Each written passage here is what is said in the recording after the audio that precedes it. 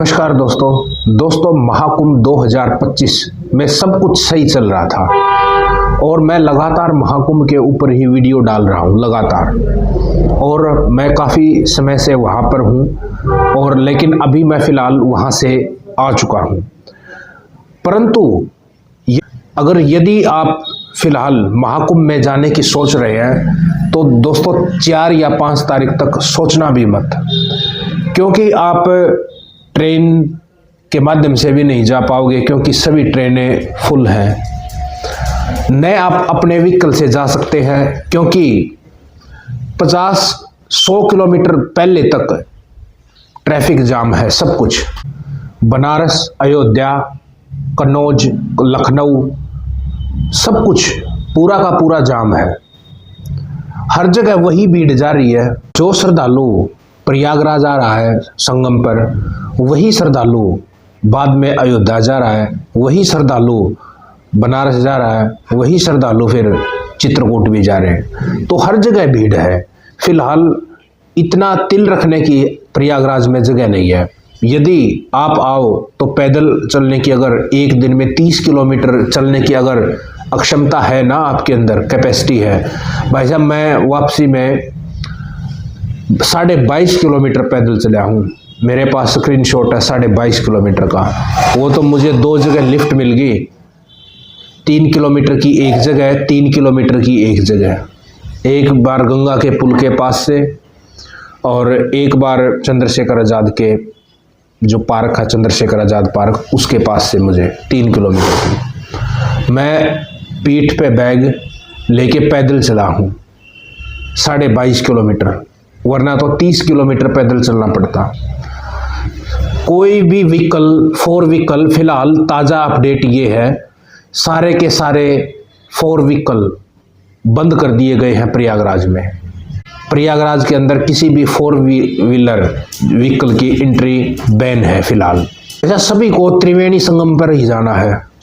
गंगा तो चारों तरफ बह रही है, गंगा यम, तो भगदड़ मची क्यों? सबसे बड़ी बात यह है ना कि भगदड़ मची क्यों? इतनी ज़्यादा जो सिक्योरिटी है वहाँ पे, इतनी ज़्यादा ये लगा लो इंतज़ाम, वर्ल्ड क्लास लेवल के इंतज़ाम कर रखे हैं। वर्ल्ड क्लास लेवल की सुविधाएं हैं, ये बात सत्य है। सुविधाएं बहुत है, खाने पीने की कोई समस्या नहीं है, रहने की कोई समस्या नहीं है, ठीक है ना। पानी बहुत क्वालिटी ट्रांसपेरेंट है, बिल्कुल पानी की गुणवत्ता स्वच्छ है। लेकिन फिर भी ये भगदड़ मची क्यों? ये आफत क्यों आई? फायर ब्रिगेड की बहुत सुविधाएं हैं, एम्बुलेंस की बहुत सुविधाएं हैं, टेम्परेरी हॉस्पिटल बहुत बना रखे हैं, परमानेंट हॉस्पिटलों की भी बहुत सुविधा है।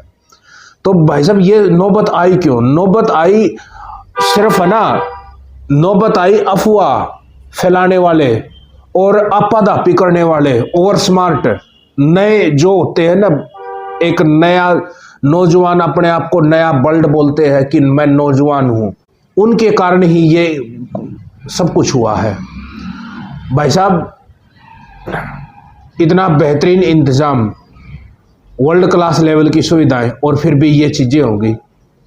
बैरिकेड्स जहां पे लगा रखे हैं, संगम क्षेत्र में आप कितने चले जाओगे?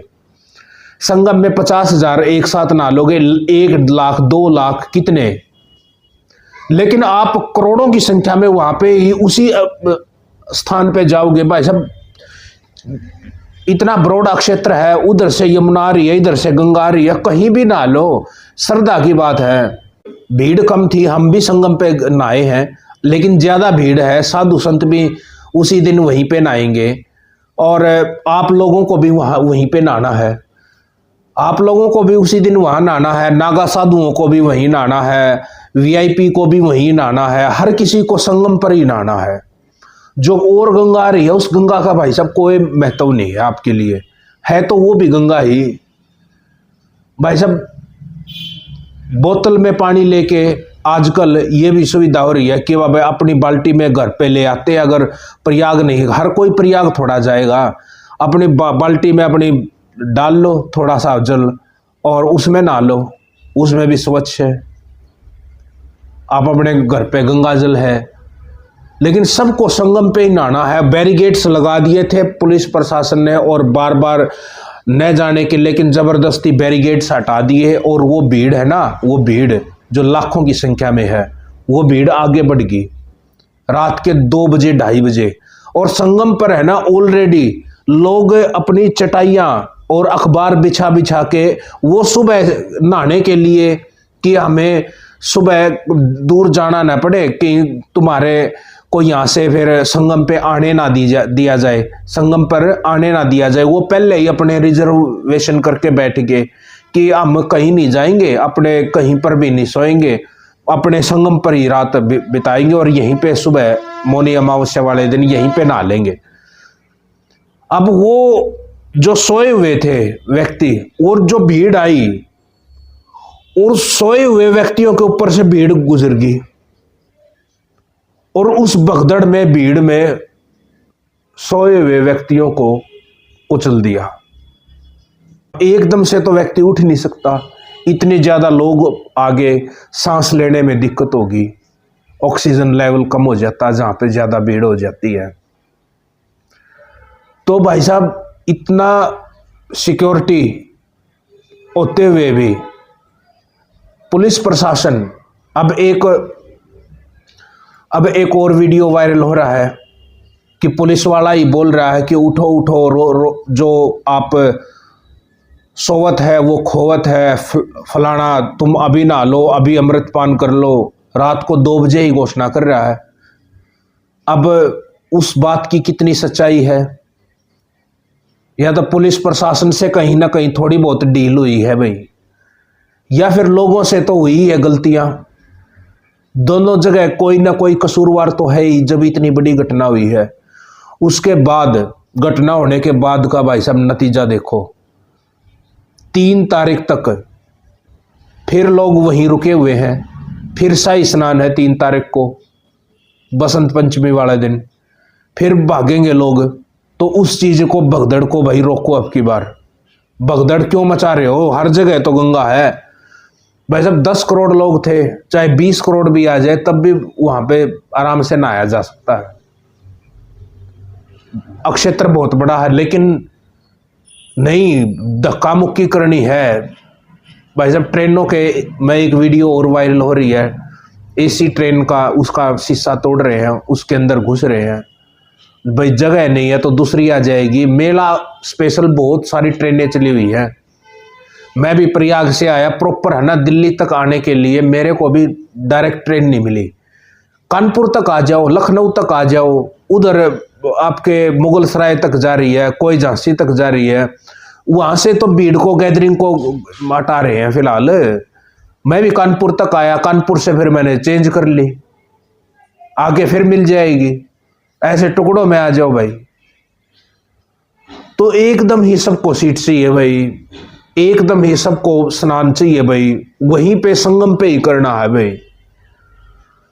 भाई साहब भीड़ बहुत ज्यादा है फिलहाल। आप अगर जाने की सोच रहे हैं प्रयागराज, फिलहाल भाई स्थगित कीजिए प्रोग्राम को। और बड़े बूढ़े बच्चों से निवेदन है कि भाई पैदल बहुत ज़्यादा चलना पड़ेगा। सबसे बड़ी बात है, अगर बड़े व्यक्ति के अंदर भी अगर कैपेसिटी है भाई, पैरों में दम है 30 किलोमीटर तक एक दिन में चलने का, तो भाई जाना, वरना प्रयाग मत जाना भाई, वहाँ कुछ नहीं है भाई। कहीं ये सोचो कि जाते ही जंक्शन से बाहर निकलोगे, ई रिक्शा की, हाँ भाई ई रिक्शा, बैठे संगम पे, संगम से नहा के अपने होटल वगैरह में आ गए, या ऐसा भाई कुछ नहीं है। पैदल चलना पड़ेगा, 25-25, 30-30 किलोमीटर पैदल चलना पड़ेगा। अगर भाई दम है तो आप चले जाना 25-30 किलोमीटर चलने का। फिलहाल 4-5 तारीख तक अपना प्रोग्राम, 8-7 तारीख तक इसको सब कैंसिल करो और ज़्यादा आफादाफी मत मचाओ, अफवाहें मत फैलाओ। इंतज़ाम बहुत बढ़िया कर रखे हैं भाई। भाई हमारे घर में कोई मेहमान आ जाए, 10 मेहमान, 8 मेहमान आ जाए तो भाई मुश्किल हो जाती है। या तो वर्ल्ड क्लास लेवल की सुविधा मिल रही है, 10 करोड़ व्यक्तियों को संभालना। प्रशासन लाठी मार नहीं सकता किसी को, श्रद्धालु को, सख्ताई कर नहीं सकता। एक के साथ सख्ताई कर दी तो वीडियो वायरल हो जाएंगे कि भाई देखो श्रद्धालुओं को कैसे पीटा जा रहा है। बैरिकेड्स हटा देते हैं श्रद्धालु, पुलिस प्रशासन को उनको रोके कैसे भाई? सबको संगम पर ही क्यों जाना है भाई? तो भाई हाथ जोड़ के नम्र निवेदन है कि भाई फिलहाल दोस्तों संगम पर जाने की कोशिश ना करें। जहाँ भी आप हो वहीं पर नहा लो, और फिलहाल प्रयागराज को धीरे धीरे खाली करो कि और आने वाले श्रद्धालु आ सके। वहीं पर जम के मत बैठे रहो भाई। जय हिंद, हर हर महादेव।